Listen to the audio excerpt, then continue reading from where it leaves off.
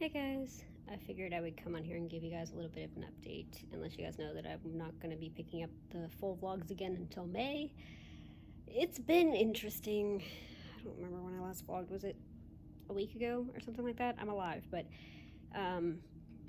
I stopped the vlogs originally because I was having a lot of grief and just really having a hard time with losing Panda, and I just didn't feel like I was capable of picking up the camera.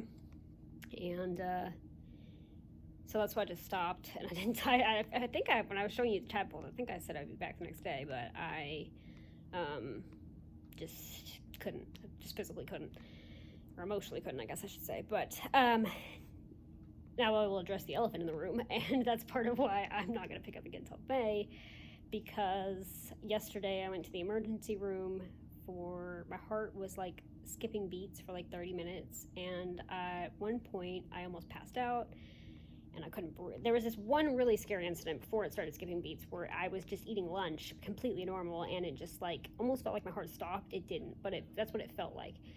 And I couldn't breathe, and my vision went all blurry, and I like almost passed out on the floor. And I thought, okay, maybe it's just one of those, like, you know, those weird things that happen, but it kept going on for 30 minutes.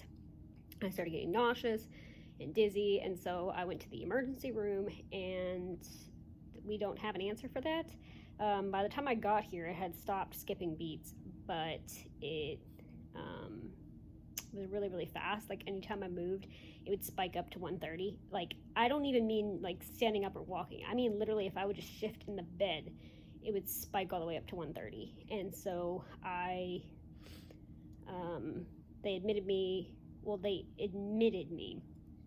I'm like under observation. So basically they ran a bunch of tests yesterday. They couldn't figure out what was going on. COVID test was negative. They did that just to rule it out.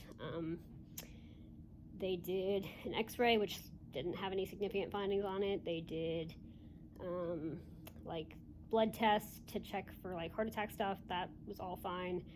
And there's really no answer. There is no answer. But they just said they were going to keep me for fluids, which yesterday was, I was in the ER for 6 hours before I even got seen because it was so busy, like crazy busy. It was the first time I've ever been taken back and gotten an IV put in and then sent back out into the waiting room. Like, that's how busy it was. And then about 2.5 hours of getting everything done in the ER, and then another 3 hours before, I didn't get up here till like midnight last night. I got to the ER at 1 o'clock in the afternoon. So, yeah. Yesterday was insane, but now it seems to be working. I've had almost 2 full bags. That one's a little bit less than, I've had 1, and that one, and it's almost empty. And it seems to be working because my heart rate's down to 79. Now, I haven't been moving around a whole lot either, and I don't actually know what it's going up to because I'm just on a I'm on a cardiac monitor, but it's like this little box, and it doesn't like tell me anything. So but yeah, so I could go home today or tomorrow is basically what I'm hearing, depending. So that's why I just want to give you guys a little bit of an update, and I'd appreciate some prayers too, because this month is driving me insane.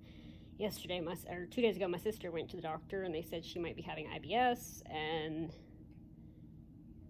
it's just been, my mom just lost one of her friends. Like, it's just been terrible, and that's why I haven't been picking up the vlogs. So I would appreciate prayers for my family because we're all like at the moment. But I just want to give you guys a little bit of an update so I didn't just completely disappear, and I will see you guys again in May, so for CF Awareness Month. So there you go.